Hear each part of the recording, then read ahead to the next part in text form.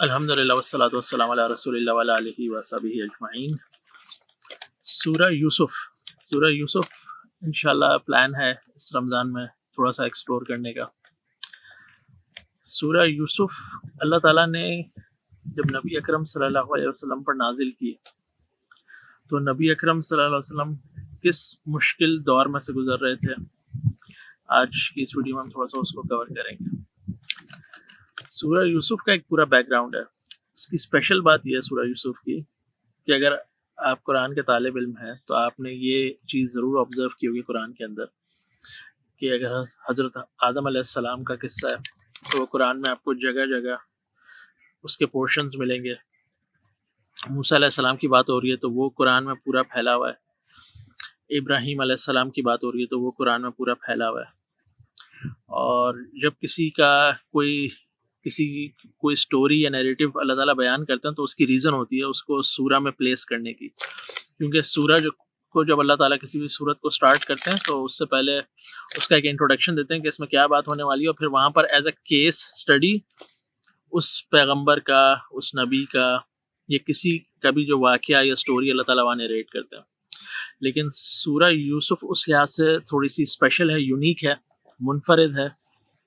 کہ یوسف علیہ السلام کی جتنی سٹوری ہے، جتنی اللہ تعالیٰ نے ہمیں ان کے بارے میں انفارمیشن دینا ضروری سمجھی، اللہ تعالیٰ نے ساری کی ساری ایک ہی جگہ اس کو نازل کیا اور اس کو ایز اے سٹوری کی فارم میں نیریٹ کیا۔ اور جب یہ صورت نازل ہوئی تو نبی اکرم صلی اللہ علیہ وسلم اپنی زندگی کے ایک بہت مشکل دور سے گزر رہے تھے، in fact like one of the most difficult period of his life, جو کہ وہ خود بھی کہتے ہیں۔ سورہ یوسف جب ریویل ہوئی تو نبی اکرم صلی اللہ علیہ وسلم کے لیے بہت ٹف ٹائم تھا، کیونکہ نبی اکرم صلی اللہ علیہ وسلم کو اس سال، جس کو عام الحزن بھی کہتے ہیں، اس سال کو عام الحزن کا مطلب ہوتا ہے غم کا سال، اسلامک ہسٹری میں اس کو اس نام سے یاد کیا جاتا ہے کیونکہ نبی اکرم صلی اللہ علیہ وسلم کی زندگی میں دو امپورٹنٹ شخصیات تھیں، ان کا انتقال ہو گیا۔ ایک حضرت خدیجہ رضی اللہ تعالیٰ عنہا اور ان کے چچا ابو طالب۔ حضرت خدیجہ کا انتقال ہونا، مطلب ہم اس کو سیرت کی کتابوں میں پڑھتے ہیں اور گزر جاتے ہیں کہ نبوت کے 8ویں سال حضرت خدیجہ کا انتقال ہو گیا ہے، اس کو ہم پڑھتے ہیں، آرام سے آگے نکل جاتے ہیں۔ لیکن اگر آپ اس کو تھوڑا سا پاز کر کے سوچیں گے نا تو آپ کا جو اسپاؤز ہوتا ہے نا، جس کو اللہ تعالیٰ نے آپ کا لباس کا ہے، اس کی آپ کی زندگی میں بہت امپورٹنس ہوتی ہے، اور اسپیشلی اگر آپ کے ریلیشن شپ اس کے ساتھ اچھے ہیں، اور نبی اکرم صلی اللہ علیہ وسلم definitely he was an ideal husband, ان کے لیے یہ لاس بہت شدید تھا، اور بچے بہت زیادہ بڑے نہیں تھے اس وقت،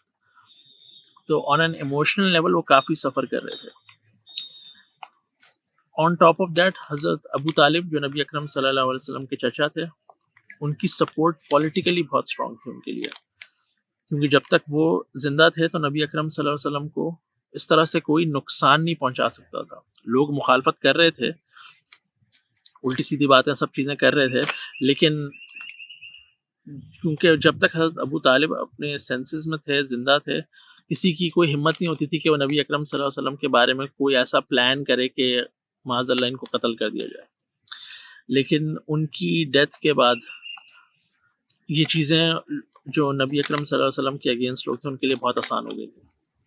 تو یہ بڑا ٹرموائل کا پیریڈ تھا۔ ایک طرف نبی اکرم صلی اللہ علیہ وسلم ایموشنلی بہت مشکل وقت سے گزر رہے تھے، دوسری سائڈ پہ جو ان کی سپورٹ تھی in terms of like political support, اس کو آپ کہہ سکتے ہیں، کیونکہ وہاں جتنے لوگ تھے جو ان کے اگینسٹ تھے، جو بڑے بڑے لیڈرز تھے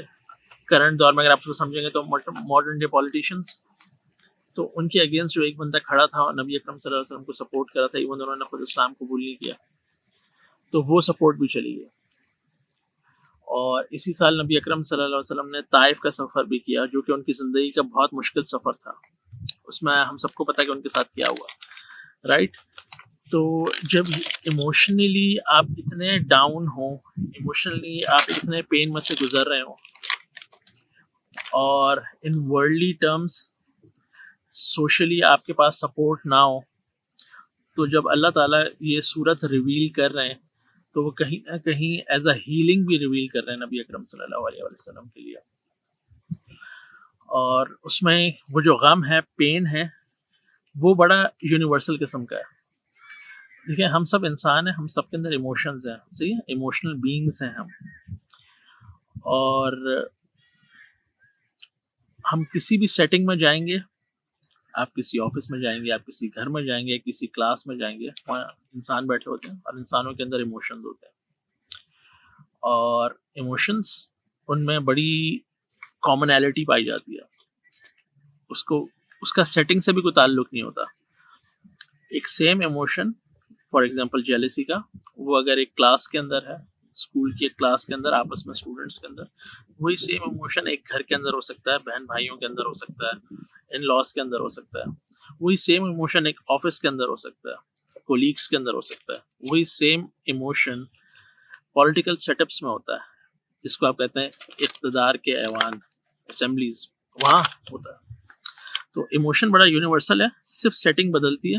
لیکن کامنالٹی وہی ہے. اسی طرح غم کے ایموشنز، ڈس اپوائنٹمنٹس، دکھ، انسرٹنٹی،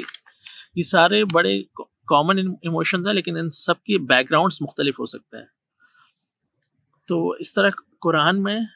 یہ جو ہیلنگ کا پروسیس ہے، ہم میں سے ہر کوئی اپنی زندگی میں ڈفرینٹ چیلنجز میں سے گزر رہا ہوگا. اگر نہیں گزرا تو آگے گزرے گا. تو یہ جو سٹوری ہے حضرت یوسف علیہ السلام کی، یہ جب اللہ تعالیٰ نے ریویل کی تو آن ون پوائنٹ، تو یہ تو نبی اکرم صلی اللہ علیہ وسلم سے لوگ سوال کر رہے تھے، اس کے جواب میں بھی نازل ہوئی. لیکن اس صورت کے نازل ہونے سے نبی اکرم صلی اللہ علیہ وسلم کو اللہ تعالیٰ نے ایک بہت ہمت اور حوصلہ دیا. کس طرح حوصلہ دیا؟ دیکھیں قرآن میں اللہ تعالیٰ ایک چیز بڑی تواتر سے میں نظر آتی ہے کہ نبی اکرم صلی اللہ علیہ وسلم کو، جیسے سورہ ہجر آپ پڑھیں گے آپ کو لگے گا ایک طوفان آیا ہوا ہے نبی اکرم صلی اللہ علیہ وسلم کی زندگی میں، کہ اللہ تعالیٰ کہہ رہے ہیں کہ ہمیں پتہ ہے کہ آپ سانس بھی نہیں لے پا رہے صحیح سے، اتنا ٹارچر، اتنا وربل ابیوز ہے. تو جب اس طرح کی سچویشن ہوتی ہے تو اللہ تعالیٰ نبی اکرم صلی اللہ علیہ وآلہ وسلم کو موٹیویٹ کرنے کے لیے ان سے پہلے جو پیغمبر گزرے ہیں، ان سے پہلے جو نبی گزرے ہیں، ان کے حالات ان کے ساتھ شیئر کرتے ہیں،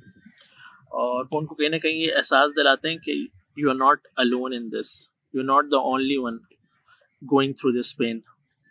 جب میں نے اس زمین پہ رسول نبی بھیجے ہیں، ان کا مذاق اڑایا گیا ہے، انہیں چیلنج کیا گیا ہے، ان کو وربلی ابیوز کیا گیا ہے، انہیں فزیکلی ابیوز کیا گیا ہے، ان کو قتل کرنے کی کوشش کی گئی، انفیکٹ قتل بھی ہوئے ہیں. ان کی زندگی میں بڑی انسرٹینٹی تھی،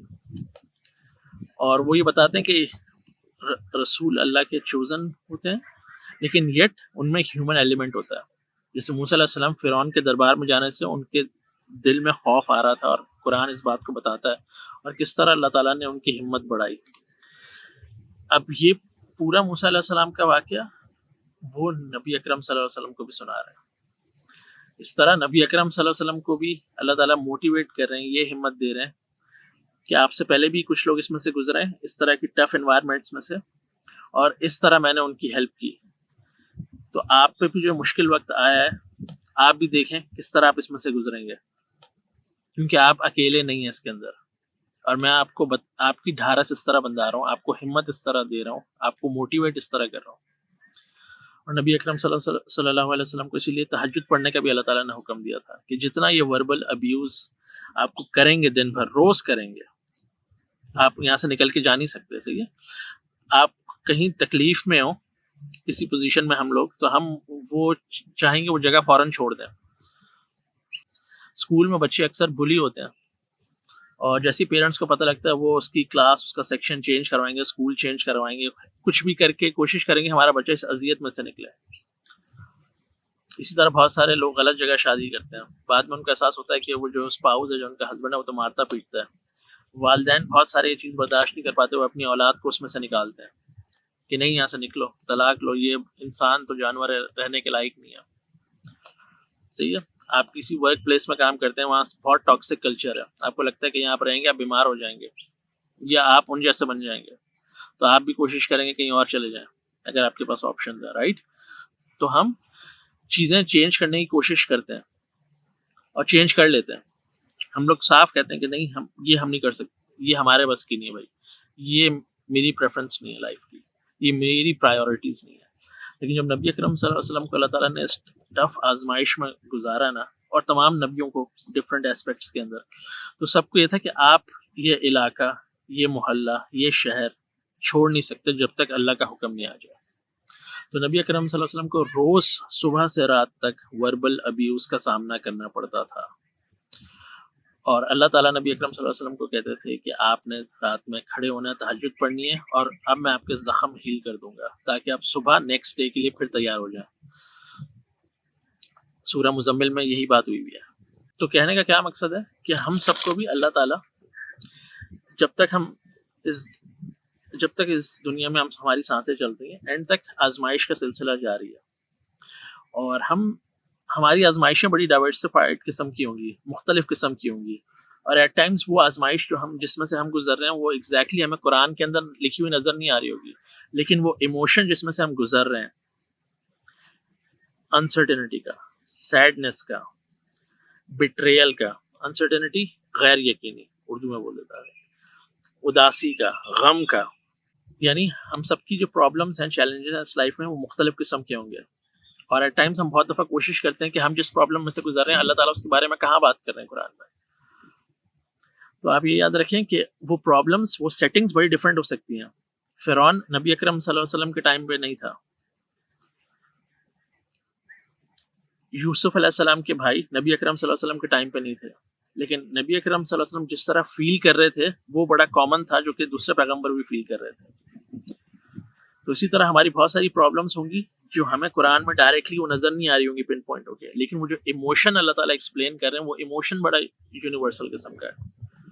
बहुत सारे इमोशंस हैं, अनसर्टेनिटी गैर यकीनी, खौफ फियर वाला इमोशन, गुस्सा, एग्रेशन, हसद, लालच, बुग़्ज़, कभी यही नहीं पता कि आपने करना क्या है, मुनाफिकत, hypocrisy, right. Human beings are very कॉम्प्लेक्स्ड, बहुत दफ़ा इमोशंस इंटरट्वाइन हो जाते हैं। तो सूरह Yusuf is one of the prime example, जहाँ पर एक स्टोरी की फॉर्म में अल्लाह ताला एक किस्से की फॉर्म में हमें बहुत सारी चीज़ें सिखा रहे हैं। उसमें बहुत सारे इमोशंस हैं, नेगेटिव भी हैं और पॉजिटिव भी हैं। हमें नेगेटिव भी देखना है क्योंकि हमारे अंदर नेगेटिविटी भी होती है, हमें पॉजिटिव भी देखना है, वो भी देखना है कि वो किस तरह नेविगेट होते हैं, वो किस तरह जनरेट हम अपने अंदर कर सकते हैं। तो I think it's a roller coaster ride, सूरह यूसुफ इटसेल्फ। अगर आप उसको पढ़ेंगे, इसकी डेप्थ में जाएंगे, मैं कोशिश करूँगा इंशाल्लाह कि मैं जितना इसको समझ सका, अनपैक कर सका, और जितनी अल्लाह ने मुझे इस्तात दी रमज़ान में, मैं इसको शेयर करता रहूँगा बेइज़्निल्लाह। और अगर रमज़ान में फ़र्ज़ करें सूरत ख़त्म नहीं होती तो इंशाल्लाह इसको हम रमज़ान के बाद भी कंटिन्यू करेंगे, लेकिन इंशाल्लाह इसको फ़िनिश करेंगे बेइज़निल्लाह। सही है, तो आज हम इसको यहीं तक रखते हैं इंशाल्लाह, फिर नेक्स्ट वीडियो में मिलते हैं। अस्सलामु अलैकुम।